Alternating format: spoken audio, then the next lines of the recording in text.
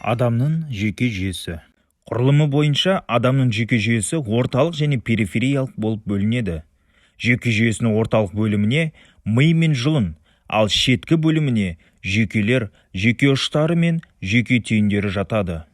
Адам ағзасында 43 жұп жүйкелер бар, 12 жұп бас сүйекте, ал 31 жұп жұлында орналасқан. Функционалдық белгілері бойынша жүйке жүйесі сомалық және вегетативті болып бөлінеді. Сомалық жүйке жүйесі қоршаған ортада болып жатқан барлық ақпаратты қабылдауды қамтамасыз етеді.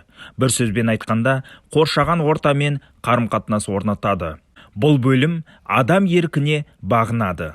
Вегетативті немесе автономды жүйке жүйесі барлық ішкі мүшелердің жұмысын бірыңғай салалы тегіс бұлшықет пен көлденең жолақты жүректің бұлшықеттерінің жиырылуы арқылы орындалады.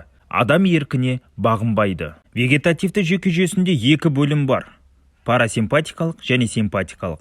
Осы екі бөлімнен мүшелерге баратын жеке импульстары әдетте қарама-қарсы әсер етеді. Парасимпатикалық жүйені тыныштық жүйесі деп атауға болады. Өйткені оның орталықтарынан келетін жеке импульстары жүрек жұмысын баяулатады, қан қысымын төмендетеді, терідегі қан тамырларын кеңейтеді және қандағы қантты төмендетеді.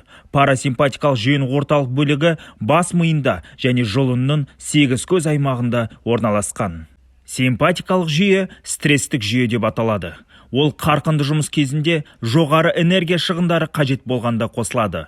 Олардың әсерінен жүректің жиырылуы күшейеді, қан қысымы көтеріледі, ми мен бұлшықеттердің тамырлары кеңейеді, ал тері тамырлары тарылып, ас қорыту мүшелерінің жұмысы баяулайды.